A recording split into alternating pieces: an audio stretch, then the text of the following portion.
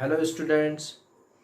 आज हम बायोमोलिक्यूल का बेसिक कंसेप्ट समझने की कोशिश करेंगे कि एग्जैक्टली हम बायोमोलिक्यूल किसे कहते हैं।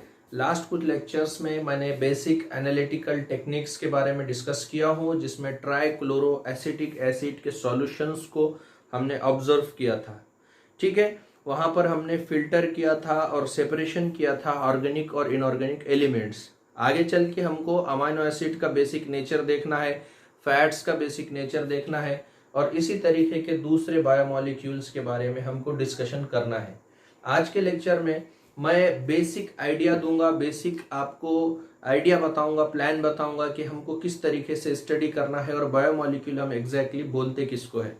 तो यहाँ पर देखिए, biomolecule as the name indicate the molecule which responsible for the biological construction. मतलब क्या कि जो सेल के कंपोनेंट है उसी को हम क्या बोलेंगे, बायोमोलिक्यूल बोलेंगे। मतलब सेल के कंपोनेंट्स क्या है, सेल के कंपोनेंट्स में जो बेसिक कंपोनेंट्स है हमारा वो है साइटोप्लाज्म और ऑर्गेनेल्स। सेल ऑर्गेनेल्स है और साइटोप्लाज्म है। ठीक है, तो ये जो पूरे कंपोनेंट है हमारे सेल के, ये कंपोनेंट्स एक्चुअली कैसे बने हैं, ये पूरे के पूरे कंपोनेंट्स एक्चुअली बायोमोलिक्यूल्स से बने हैं। अब ये बायोमोलिक्यूल्स बेसिकली दो टाइप के होंगे। मतलब हमारे जो बॉडी का कंस्ट्रक्शन हुआ है, प्लांट बॉडी का जो कंस्ट्रक्शन हुआ है और जितने भी लिविंग ऑर्गेनिजम्स है, लिविंग ऑर्गेनिजम्स का क्लासिफिकेशन हमको एक सेपरेट टॉपिक में देखना है। ऑर्गेनिजम्स के क्लासिफिकेशन में हम 5 किंगडम में हम इनको क्लासिफाई करते हैं, जिसमें हम kingdom monera, kingdom protista, kingdom fungi, kingdom plantae और किंगडम एनिमालिया लेते हैं। ये पूरे organism including prokaryotic cell and eukaryotic cells, ये सब ऑर्गेनिजम्स एक्चुअली बायोमोलिक्यूल्स से मिलकर के बनेंगे। इन बायोमोलिक्यूल्स को मैं दो भाग में डिवाइड करता हूँ, दो टाइप्स में डिवाइड करता हूँ बेसिकली। एक है ऑर्गेनिक टाइप ऑफ बायोमोलिक्यूल और दूसरा है इनऑर्गेनिक टाइप्स ऑफ बायोमोलिक्यूल। मतलब बायोमोलिक्यूल बेसिकली दो टाइप के होंगे, ऑर्गेनिक और इनऑर्गेनिक टाइप ऑफ बायोमोलिक्यूल। अब इन बायोमोलिक्यूल को कैसे डिफाइन करेंगे। ऑर्गेनिक बायोमोलिक्यूल्स में carbon, hydrogen, oxygen, nitrogen, sulphur type के यहाँ पर कंपाउंड आएंगे। ये जो पर्टिकुलर एलिमेंट है इनसे यहाँ पर बनेगा कार्बोहाइड्रेट्स, प्रोटीन्स, फैट्स। ठीक है, इनऑर्गेनिक कंपोनेंट्स में यहाँ पर आएंगे अर्थ एलिमेंट। ठीक है, मैग्नीशियम आएगा, यहाँ पर सल्फर आएगा, ठीक है, मैंगनीज आएगा, ठीक है, और उसके साथ साथ एल्यूमिनियम आएगा।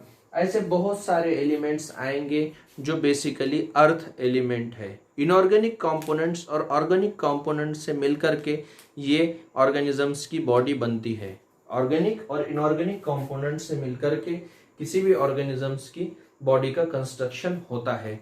हमें क्या करना है, हमें यहाँ पर ऑर्गेनिक और इनऑर्गेनिक कंपोनेंट्स को डिटेल में डिस्कस करना है इस टॉपिक में। ऑर्गेनिक कंपोनेंट्स में हम जिस टॉपिक पे डिस्कस करेंगे उसमें हम कार्बोहाइड्रेट्स के बारे में डिस्कशन करेंगे, प्रोटीन्स के बारे में डिस्कशन करेंगे, अमाइनो एसिड्स के बारे में डिस्कस करेंगे, न्यूक्लिक एसिड्स के बारे में डिस्कस करेंगे। ये सब मॉलिक्यूल्स एक्चुअली हमारे बिल्डिंग ब्लॉक के लिए रिस्पॉन्सिबल है। मतलब जो बेसिक हमारा सेल होता है इसी ऑर्गेनिक और इनऑर्गेनिक मॉलिक्यूल्स से मिलकर के बनता है। मतलब जो हमारे साइटोप्लाज्मिक कंटेंट होते हैं, साइटोप्लाज्म में क्या होता है एक्चुअली, अगर हम इसको समझने की कोशिश करें तो हमको बिल्कुल भी आसानी से ये समझना बहुत हार्ड नहीं होगा, एकदम सिंपली हम इसको समझ पाएंगे। अगर हम सेलुलर कंटेंट की बात करते हैं तो सेलुलर कंटेंट में हमें समझ में आएगा कि वाटर होगा साइटोप्लाज्म में और एंजाइम्स होंगे बहुत सारे। ठीक है, एंजाइम्स के साथ साथ प्रोटीन्स होंगे, अमाइनो एसिड्स होंगे, फैट्स होंगे और ऐसे बहुत सारे कंपोनेंट्स होंगे। अगर हम सेल ऑर्गेनेल्स का स्ट्रक्चर भी देखते हैं, अगर हम सेल मेम्ब्रेन का स्ट्रक्चर देखते हैं, अगर हम न्यूक्लियस का स्ट्रक्चर देखते हैं जो कि लास्ट लेक्चर में हमने डिटेल में डिस्कस किया है, तो हमें समझ में आएगा कि ये पूरे के पूरे कंपोनेंट्स एक्चुअली बायोमॉलिक्यूल्स से मिलकर के बने हैं। फॉर एग्जाम्पल अगर हम प्लांट सेल की बात करते हैं, सेल वॉल की बात करते हैं, तो सेल वॉल कैसे मिलकर के बना है? Cell wall actually calcium pectate से मिलकर बना हुआ है, जो कि इनऑर्गेनिक कंपोनेंट्स माना जाता है। उसके साथ साथ दूसरे भी सप्लीमेंट्री कंपोनेंट्स वहां पर होते हैं। फॉर एग्जाम्पल अगर बैक्टीरियल सेल की बात करते हैं तो उसमें हमको पेप्टिडोग्लाइकॉन दिखता है। आ रही बात समझ में? उसके साथ साथ अगर हम सेल मेम्ब्रेन की बात करते हैं तो सेल मेम्ब्रेन ये फॉस्फोलिपिड से मिलकर के बनी है, मतलब फॉस्फेट है और लिपिड्स का पार्ट है। लिपिड्स क्या है? ये लिपिड्स ट्राइग्लिसराइड्स है, जिसमें कार्बन है, हाइड्रोजन है, ऑक्सीजन है। ठीक है, आगे हमको डिटेल में देखना है फैट्स के बारे में, ऑयल्स के बारे में, कार्बोहाइड्रेट्स के बारे में, प्रोटीन्स के बारे में, अमाइनो एसिड्स के बारे में। हमको डिटेल प्रोफाइल इनकी 1 बाय 1 डिस्कस करना है अकॉर्डिंग टू अवर सिलेबस। और हमको सिलेबस से भी थोड़ा बियॉन्ड जाना है इस टॉपिक को, क्यों तो बहुत सारे यहाँ पर कंसेप्ट ऐसे होते हैं जो आगे दूसरे टॉपिक के लिए बहुत जरूरी है, तो उन कंसेप्ट को समझना भी हमारे लिए बहुत जरूरी होता है।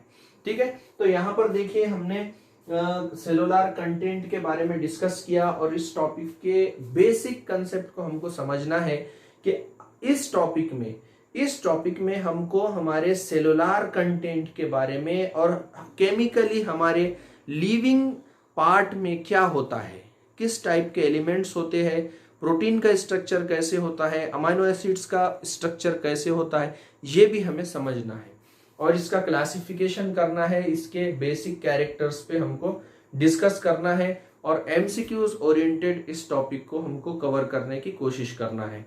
तो इस टॉपिक को बहुत ज्यादा केयरफुली आपको लेक्चर देखना है और साथ में समझने की कोशिश करना है। तो यहाँ पर हमको यह टॉपिक की सीक्वेंस आप समझ लीजिएगा। हमने सबसे पहले लेक्चर में शॉर्ट इंट्रोडक्शन देखा। शॉर्ट इंट्रोडक्शन के बाद हमने केमिकल एनालिसिस के मेथड्स देखा, जिसमें हमने सेपरेशन टेक्निक देखा कि हम कैसे एसिड सॉल्युबल पुल और एसिड इनसॉल्युबल पुल के माध्यम से दो अलग अलग टाइप के एलिमेंट्स को सेपरेट आउट करते हैं। उसके बाद हमने ड्राई वेट निकालने का मेथड देखा। ऐश फॉर्मेशन का हमने प्रोसेस देखा, जिसमें इनऑर्गेनिक एलिमेंट्स हमें मिलते हैं। अब आगे के लेक्चर्स में हमको अमाइनो एसिड का बेसिक नेचर और उसके डिफरेंट टाइप्स देखना है अकॉर्डिंग टू एनसीईआरटी, और उसके बाद 1 बाय 1 हमको लिपिड्स के बारे में और कार्बोहाइड्रेट्स के बारे में डिस्कस करना है। इनके बेसिक स्ट्रक्चर और बेसिक नेचर के बारे में भी हम डिटेल डिस्कस करने की कोशिश करेंगे और साथ ही साथ इससे रिलेटेड एमसीक्यूज भी मैं आपको पीडीएफ फॉर्मेट में सेंड करते रहूंगा। ठीक है।